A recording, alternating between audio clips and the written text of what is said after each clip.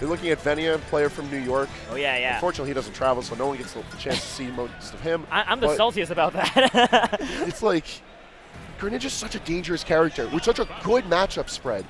And, like, I think this is going to be a match that will at least be able to show the audience that, like, Greninja is a character to keep on your radar. Because Pikachu is a little bit of a problem child for a lot of high tiers and top tiers in this game.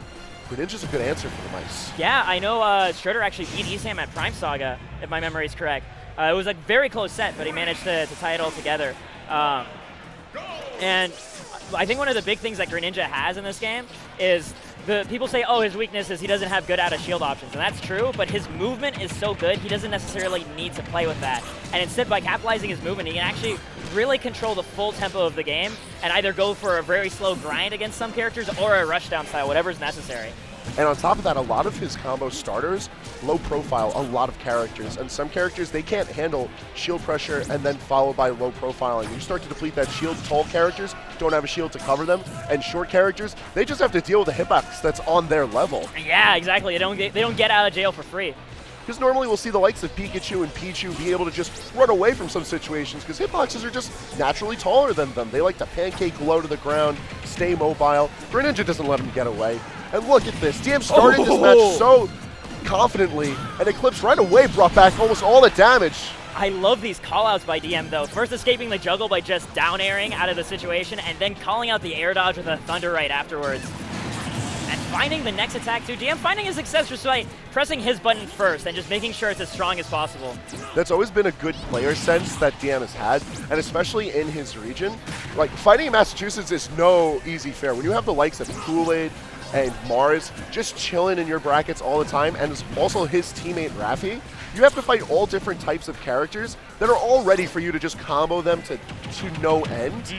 And they're going to constantly know how to get out of that. It's going to constantly know how to survive. So you're going to see DM finding himself in these situations where it's like, all right, that should have killed, but I can kill him again. Yeah. It's like, I'm used to having my stocks gone for one wrong call, so I'm not going to lose composure over it. I got to point out Eclipse just being aware of when that thunder was going to happen and substituting right past it at the perfect timing, showing that he's fully aware of how to deal with this matchup too. Yeah, people usually only have negative remarks for the counter-style moves in Smash, but it's worth noting that Substitute's actually a phenomenal counter move because not only does it make you safe on whatever hit is striking you, you get to reposition yourself coming from whatever angle you would choose with an active hitbox that is also just going to send you soaring out of danger.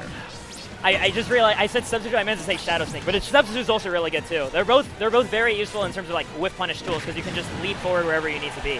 But in any case, Eclipse being caught off stage. The DM. Oh my gosh! Oh, that's grimy. We've seen Eclipse has been ready to survive a lot of these offstage shenanigans, and good on him because with Greninja, he has very precise recovery with his Hydro Pump, but it doesn't have the greatest of distance. And he also is kind of left flopping like a fish right afterwards too. Can lead to a lot of awkward situations with the dash attack by DM, giving him the tiniest lead, but we've seen how well Eclipse can find his own openings. Oh, this is cute, the raw up airs. I love it. Yeah, Pikachu can get really deadly with his combos. Everyone's always praising Esam for how strong his combos are, but there are other Pikachus out there. There are those who study him, learn, adapt, and it's a character who has the kit to play around with. Eclipse is doing a great job of responding to a lot of it, but still taking a lot of damage. Yeah, at 81% at this point, you know, DM found the value he was looking for off of this stock. If it's gone, then he still has an opportunity with that spawn invincibility to potentially just take the stock. Or he doesn't even need it. You know what? Line up air just straight into the Black Thunder and taking it from there. DM winning with a 2-stock.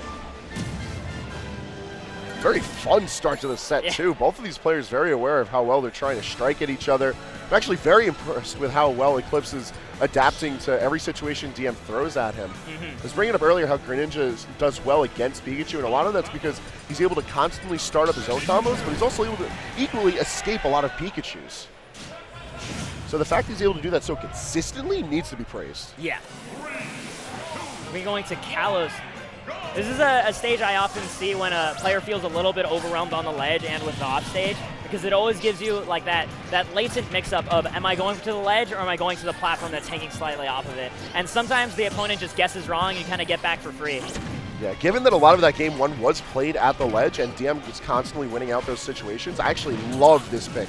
into Kalos, especially considering the fact that Greninja has a wall jump and a wall cling, which are going to allow him to further mix up his recoveries. Yeah, that's also very, very good point.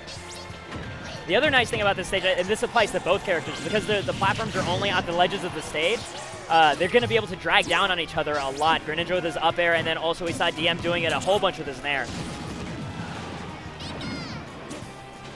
I don't know where DM was going with that. Yo, that Thunder actually looked like it was ready to cover, like, if Eclipse opted to just rush to the stage. Yeah, I think that's what it was. It was just forcing Eclipse to hang out on the border and then recover low, but DM wasn't able to cover the low recovery afterwards. Oh, I love the thought of just countering the Thunder Jolt as opposed to being forced into block stun, but DM doesn't get hit by the substitute attack right afterwards. Yeah, equally scary was the idea of DM coming off the ledge with Thunder Jolt, like, leading the charge.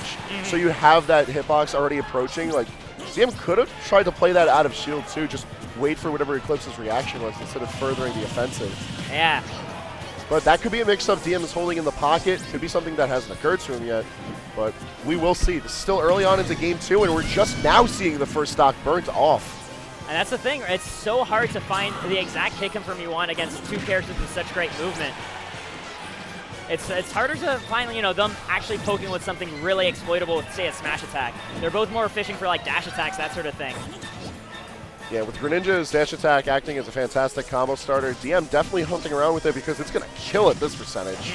And that's certainly what he needs. Any extra percentage that Eclipse racks up on him goes a long, long way in the game.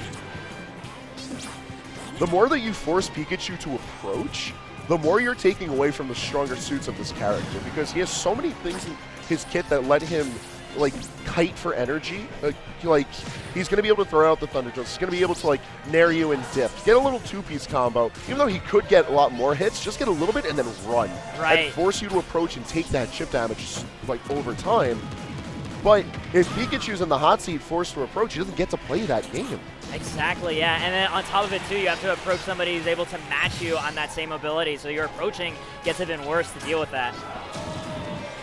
DM, though, finally closing out Eclipse's stock. And we see immediately, once he gets to play on his turn at these low percents, he has all of these combos ready to go to rack up the damage just as fast. I love that mix of just going straight down with the quick attack, making himself fall way faster than Eclipse was ready for. Yeah, and the quick attack approaches have actually been something we're seeing a lot more of from DM in this particular game. And I like the adaptation. It's definitely fitting for the stage, but look at that! And that's one plus side of Kalos, is because you can't be under the ledge on your recovery up. Just a run-off spike like that will catch Eclipse, even just clinging to the wall if he tries it. Yeah, that was so close to the bottom, too, that even if Eclipse was ready for that, he had no time to DI in towards the wall and tech it. Like, he was gone for sure. DM just picking up a whole wall of back airs, a solid 4. It's a slight miscalculation by DM, but doesn't lose too much for it. And it's Eclipse's turn to have to make this comeback. He had the luxury for the first half of this game of just kiting around DM, and now it's DM's turn to return the favor. For the up smash out of parry, I like him, but Pikachu's too fast for that. It's like you win the dice roll, but you're still told you lost. It feels so bad because, like, you put so much on the line when you get the parry. And it's like, oh, and my return was I just get to run faster. Okay.